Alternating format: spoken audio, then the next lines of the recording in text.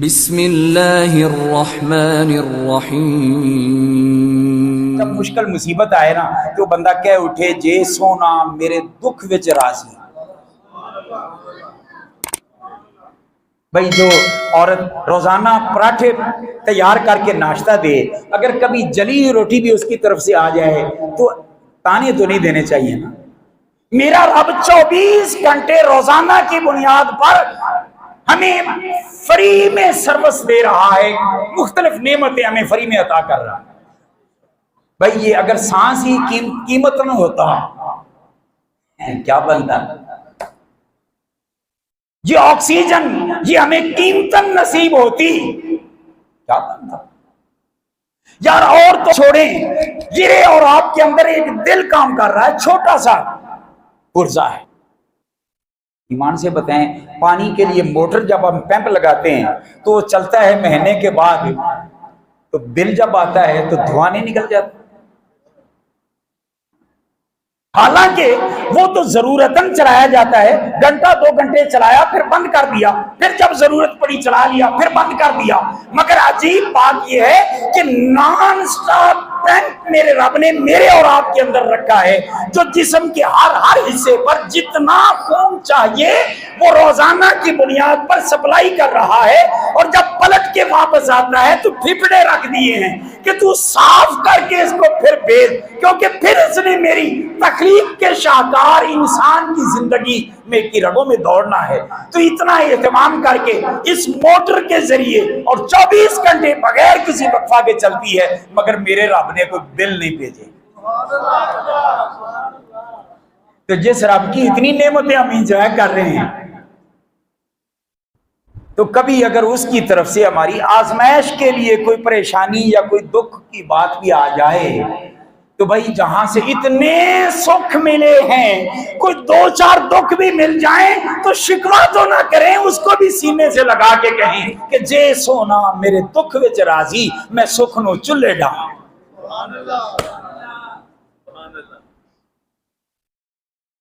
وہ بابا جی قبلہ فرمایا کرتے تھے نا کہ انجوی سجن واہ واہ، انجوی سجن واہ۔ تو ہر حال میں واہ واہ والا رویہ اپنانا ہوگا۔ تو صبر یہ ہے کہ ایسے موقع پر بھی جزا فضا کرنے کی بجائے اللہ کو یاد کرنا کہ ہم اللہ کے لیے ہیں اور اسی کی طرف لوٹ کے جانے والے ہیں۔ اب یہ اتنا سن لیا، میں اتنے پہ ہی میں تھوڑا سا گفتگو، چونکہ واقعہ کربلا اور پیغام کربلا کی طرف بھی ہم نے جانا ہے، بات کو اور پھیلا دیا تو لمبا ہو جائے گا۔ میں نے ایک جگہ پہ یہ بیان کیا نا، ایک بابا جی اٹھے بعد میں جب ملنے کے لیے، ملاقات کے لیے مجھے مل کے کہنے لگے، اشرفی صاحب جو آپ نے درس دیا ہے نا صبر کا، کہنا آسان ہے، یہ کہنا ہے بیان کرنا آسان ہے۔ میں نے کہا، کہنے لگا کہ میرے جیسا بوڑھا آدمی ہو جس کے ٹانگیں بھی کانپتی ہوں، جس کے ہاتھ بھی کانپتے ہوں، اور ہاتھ میں ڈنڈا لے کر بڑے مشکل سے میں مسجد کی طرف آؤں، اگر میرے جیسے بوڑھے کے سامنے اس کی جوان میت کا لاشا پڑا ہو تو میں کیویں صبر کرا؟ میں نے یہ تے دسو۔ صبر کہنا آسان ہے، کرنا ڈاڈا ہو گیا۔ جب اس نے یہ بات کی نا تو میں نے اس کے بعد کے جو جواب دیا، میں نے کہا دیکھو، اگر ایک میت تیرے سامنے پڑی ہو تو کہتا ہے صبر کیسے آئے؟ یہ صبر سیکھنا ہو تو حسین سے سیکھو نا، کربلا میں بہت قریب لاشیں، اور حسین صابر اور شاکر بن کے کھڑا ہے۔ بھائی میں وہ ایک حدیث پاک کو یہاں پہ میں عرض کر دیتا ہوں تاکہ بات کو سمجھنا آسان ہو جائے۔ مشہور حدیث پاک ہے، میں ذرا وہ انداز میرا ایک سادہ سا ہوتا ہے، اس انداز سے میں عام بندے تک پیغام پہنچانا چاہتا ہوں۔ کریم آقا نے فرمایا، انی ترکت فیکم الثقل، فرمایا لوگو میں تمہارے اندر 2 قیمتی اور وزنی چیزیں چھوڑ کے جا رہا ہوں۔ حضور نے یہ کن کو فرمایا؟ سمجھ رہے ہیں جو حضور کی مجلس میں تھے، بات سمجھ رہے ہیں؟ پہلا خطاب تو انہیں تھا نا جو جن کی مجلس میں حضور نے خطاب فرمایا۔ اس مجلس میں کون کون ہے؟ نبی کے صحابہ۔ کون ہیں؟ حضور کے صحابہ۔ ہے جس وقت تھے خدمت میں ان کی، جس وقت تھے خدمت میں ان کی ابو بکر و عمر عثمان و علی، اس وقت رسول اکرم کے دربار کا عالم کیا۔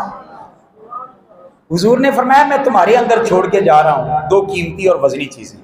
صحابہ سے فرمایا جس پر مجھے اعتماد نہ ہونا اس کے پاس میں اپنا موبائل چھوڑ کے نہیں جاتا۔ اس حدیث کو شاید اس طرف توجہ ہمارے دوستوں کی بہت کم گئی ہے۔ جس پر بھروسہ نہ ہو کوئی بندہ اپنی قیمتی شے اس کے پاس نہیں چھوڑتا۔ ایسا ہی ہے سو کہ جنہاں وچ رسول نے قیمتی شیاں چھوڑیاں انہاں تے میرے رسول نو بھروسہ تے اعتماد ہے وے یا نہیں ہے۔ گویا ابو بکر کے الف سے لے کر علی کی یا تک میرے مصطفیٰ کے ٹوٹل صحابہ با اعتماد اور با بھروسہ ہیں، اس لیے کہ میرے مصطفیٰ نے ان میں قیمتی چیزیں چھوڑی ہیں۔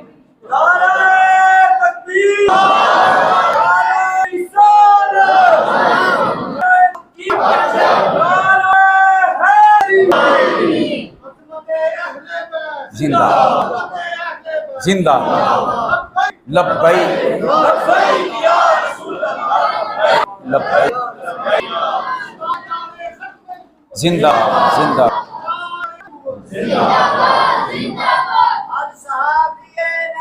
جنتی جنت۔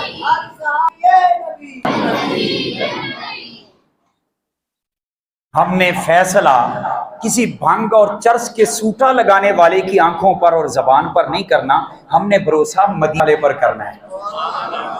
میرے خواجان رحمت نے جن پر بھروسہ کیا ان پر ہمیں بھی اعتماد رکھنا ہوگا، اور الحمدللہ کچھ وہ ہیں جو ادھر ہیں کچھ ادھر ہیں۔ سنی تو اپنے مقدر پہ قربان ہو جا، تو وہ خوش نصیب ہے کہ جن جن پر مصطفیٰ بھروسہ کریں ان پر تو بھی اعتماد کرتا ہے۔ اچھا میں ایک چھوٹی سی بات اگر اجازت تو غور کرتا جاؤں، ایک جگہ پہ میں نے یہ بات کی تو مجھے ایک چٹ فوری کسی نے وہ بھیج دی۔ اس نے کہا دیکھیں جی بندہ کسی پر اعتماد کرتا ہے، آپ کی یہ بات ٹھیک ہے، تب کوئی قیمتی شے اس کے اندر اس کے پاس چھوڑتا ہے، یہ آپ کی بات ٹھیک ہے، مگر ذرا مجھے اگلی بات کا جواب دیں۔ میں نے کہا وہ کیا ہے؟ کہ لگے کہ آپ کسی کو اعتماد کر رہے ہوں اس کی ظاہری وضاحت دیکھ کر، مگر دھوکے اور فراڈ ہو رہے ہیں یا نہیں ہو رہے؟ اس کا مطلب وہ کچھ اور تھا۔ میں نے کہا بالکل آپ نے بھی کہا ہے۔ اب وہ تھوڑا سا خوش ہوا، لیکن آگے جب چلے تو پھر اس کی پریشانی کی وہ دیکھنے والی تھی۔ میں نے کہا دیکھیں میں کسی پر بھروسہ کرتا ہوں نا تو اس کا ظاہر دیکھ کر کرتا ہوں، کیونکہ باطن تک میری رسائی نہیں ہے۔ باطن تک میری بھائی ایک بندے نے تسبیح پکڑی ہو، شلوار آدھی پنڈلی سے اوپر کی ہو، تبلیغ کے ساتھ وقت لگا کے آیا کھڑا ہو، نماز پہ نماز پڑھے جا رہا ہو، داڑھی وہ مٹھی کی بجائے وہ انلیمیٹڈ رکھی ہو، اور سر پہ دستار وہ صرف 4-5 گز کا کپڑا نہیں بلکہ پورا تھان لپیٹا ہو، اور ماتھے پہ محراب بھی ہو، تو میں نے تو ظاہر کو دیکھ کے اس پر اعتماد کرنا ہے نا کہ نیک آدمی لگتا ہے، اچھا آدمی لگتا ہے، میں اس پر بھروسہ کر سکتا ہوں، مگر اس کے دل کے اندر کیا کیا چھریاں ہیں اور ٹوکے ہیں یہ تو میں نہیں جانتا۔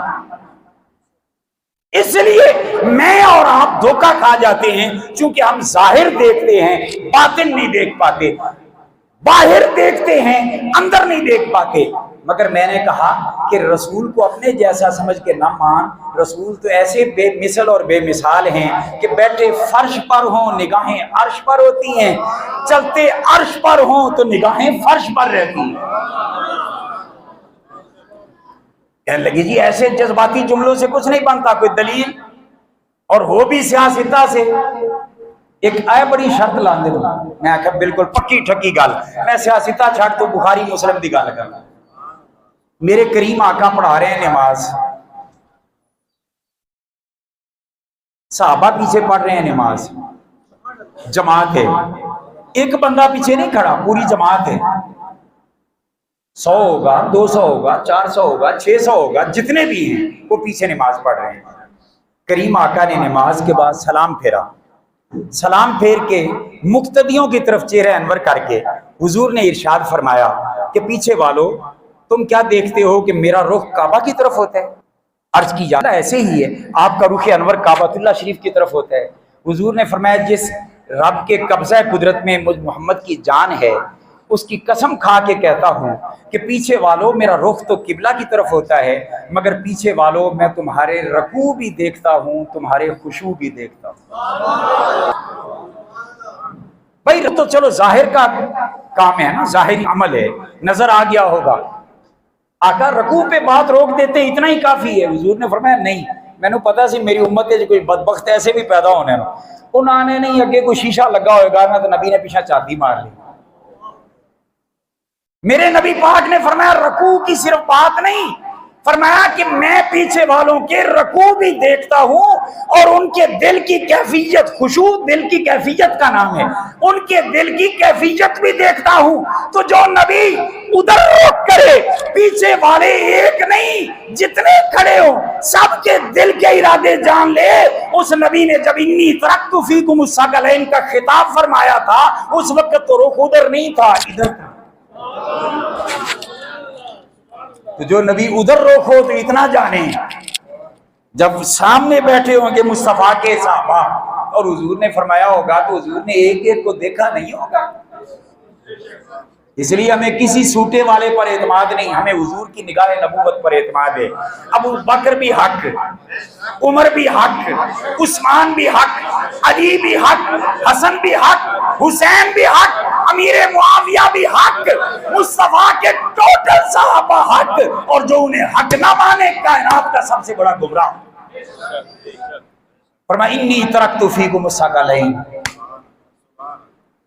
مجھے لگتا ہے علماء کو بھی اس حصے سے مزہ آیا ہوگا، یہ حدیث پاک ہم نے اوروں سے سنی ہے، اعلیٰ حضرت کا لنگر کھانے والوں سے بھی سنے۔ حضور نے فرمایا تمہارے اندر میں 2 چیزیں چھوڑ کے جا رہا ہوں، قیمتی وزنی چیزیں۔ آقا کون سی؟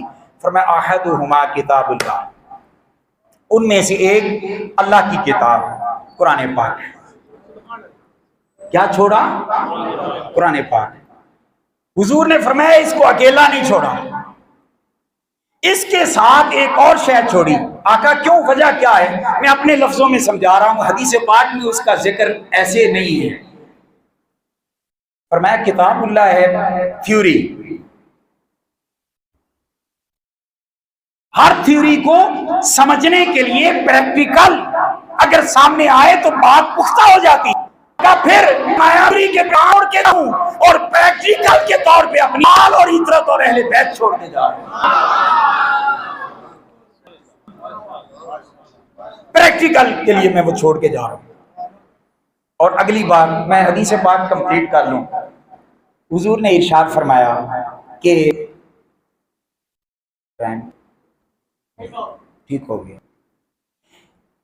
کریم آقا نے ارشاد ہے یہ 2 چیزیں چھوڑ کے جا رہا ہوں، انہیں میں اکٹھا کر کے چھوڑ کے جا رہا ہوں، اور مجھ محمد کے ہاتھوں کی برکت دیکھنا کہ یہ اٹھے ہی رہیں گے۔ میں اس انداز میں بات سمجھا رہا ہوں، اور تم میں سے جو ساتھ رہے گا وہ کبھی نہیں ہوگا۔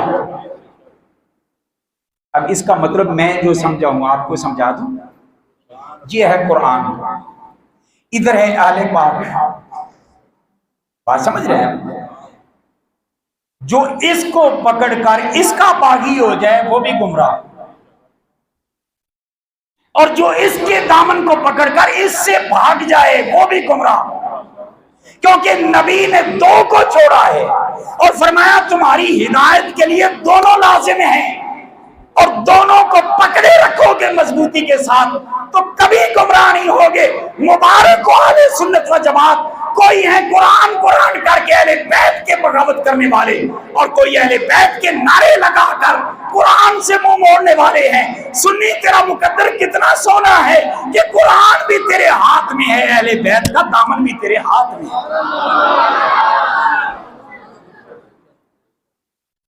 اچھا، میرے کریم نے فرمایا یہ کبھی جدا نہیں ہوں گے، لن یفترقا حتی یرد علی الحوض، حضور نے فرمایا یہاں تک کہ قیامت آ جائے گی حوض کوثر پر یہ اکٹھے ہی مجھے آ کے ملیں گے۔ آقا یہ ساتھ ارشاد فرمانے کی کوئی خاص ضرورت ہماری ناقص سمجھوں میں تو نہیں آ رہی۔ حضور تصور کی دنیا میں مجھے جو سمجھ دیتے ہیں میں آپ تک منتقل کر دیتا ہوں۔ کریم نے فرمایا کہ میں جانتا ہوں ایک وقت آئے گا کہ قرآن کے نام پر الفرقان نام رکھ کر قادیانی کے اور کہیں گے قرآن، اور دوسری میری آل کے دعوے داروں کا می برس جائے گا۔ آپ دیکھتے نہیں ہیں پڑوسی، کئی آپ نے دیکھے ہوں گے، ہم نے تو کئی تجربے ہمارے ساتھ ہوئے ہیں۔ میر عالم ہوتے ہیں، 6 مہینے بعد قریشی، 3 مہینے مزید گزارتے ہیں ہاشمی، 2 مہینے بعد شاہ صاحب، تو پھر ویدیا سید۔ ایسے تماشے ہیں یا نہیں ہیں؟ میرے کریم نے فرمایا کہ میں 2 چیزیں اس لیے اکٹھی کر کے جا رہا ہوں تاکہ تمہیں حق کا پتہ رہے کہ قرآن وہ سچا ہے جو اہل بیت کے قصیدے پڑھے، اور اہل بیت اور میری آل وہ سچی ہے جو قرآن سے منہ نہ موڑے۔ قرآن نے کہا اقیموا الصلاۃ، وہ بے نمازی نہ بنے۔ قرآن نے کہا صبر کرو، وہ ماتم اور گریہ زاری نہ کرے۔ قرآن نے جو جو ہدایات دی میری آل کے سچے ہونے کی نشانی یہ ہے کہ وہ اس پر عمل کرے گی، کیونکہ کسی اور نے ان کو اکٹھا نہیں کیا، میں محمد نے اکٹھا کیا۔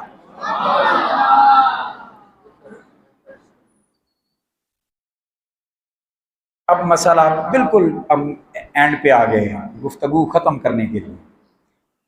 میں نے قرآن پڑھ کے سنایا تھا کہ صبر کرو، صبر کے ذریعے صلاۃ کے ذریعے مدد حاصل کرو۔ جی ڈاٹا اوکھا کام ہے صبر کرنا۔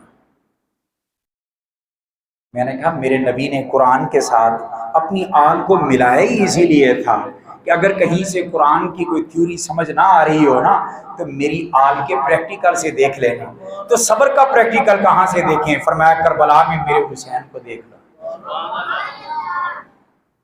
علی اکبر کی جوانی کٹی پڑی ہے اور محمد کے لاشیں بکھرے پڑے، بھائی حسن کی نشانی قاسم شہید ہو چکے، عباس کے بازو قلم اور شہادت پا چکے، ابو بکر بن علی، عمر بن علی، عثمان بن علی کے لاشیں پڑے ہوئے، میرے آقا حسین کے بھائی بھی شہید ہو چکے، میرے آقا حسین کے بھتیجے بانجے بھی شہید ہو چکے، شہزادے بھی شہید ہو چکے، جانثار شہید ہو چکے، اور ان میں بینا والے سے لوگ شہید ہو چکے، اور یہ پوچھتے ہیں کہاں تھے؟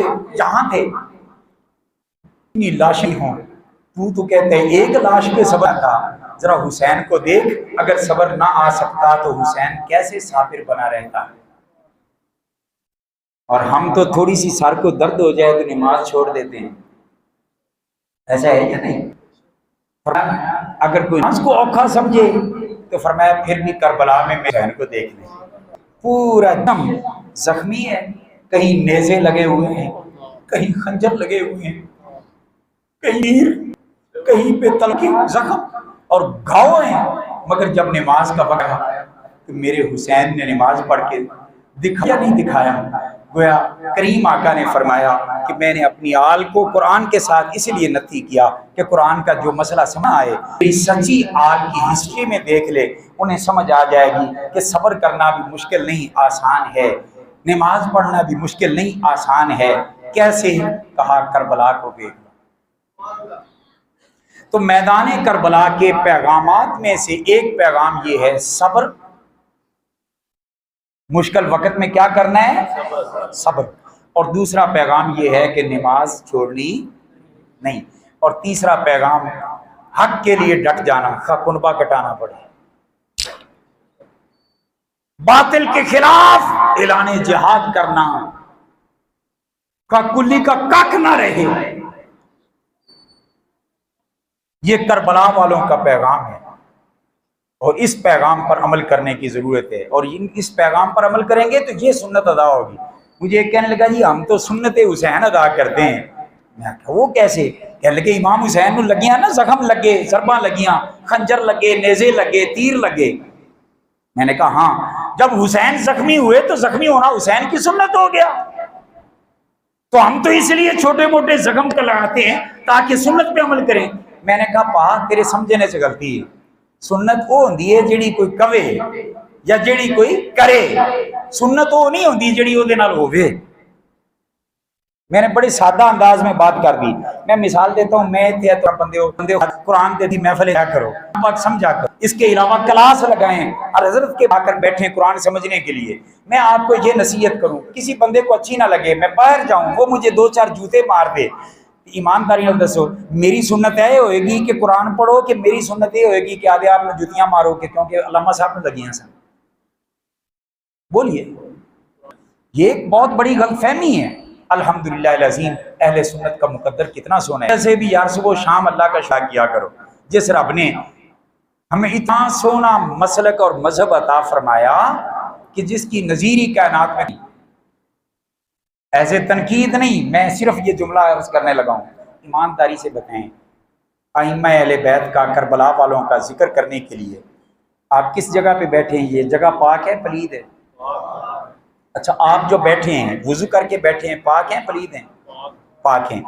اچھا, جو پاک جن کا ذکر کر رہے ہیں وہ بھی پاک. گویا چس یہ آتی ہے کہ جگہ بھی پاک ہو, بندے بھی پاک ہوں, پھر پاکوں کا ذکر کیا سنا جائے. یار کنے خوش نصیب ہو اللہ دے پکھیاں تھلے بہ کے سکون نال پاک جگہ تے پاکاں دا ذکر سن رہے جے, پاکاں دا ذکر بیان کر رہے جے, تے اللہ دا شکر نہیں پاندا. ایمانداری نال دسو ایس حبس دے موسم وچ مینوں تانوں پٹنا پی جاندا تے کی پاندا؟ اللہ کا شکر ادا کریں کہ اللہ پاک نے ہمیں اہل سنت میں بنایا, اور ہم محبت اہل بیت بھی ہمارے ہاتھوں میں ہے, محبت صحابہ بھی ہمارے ہاتھوں میں ہے. یہ بات میں نے صرف اس لیے کی ہے تاکہ ہمیں تھوڑا سا یہ سمجھ آئے کہ اللہ کا ہم پر کتنا بڑا کرم ہے اور کتنا بڑا فضل ہے. اللہ پاک ہمیں عمل کی توفیق نصیب فرمائے. والسلام علیکم ورحمۃ اللہ.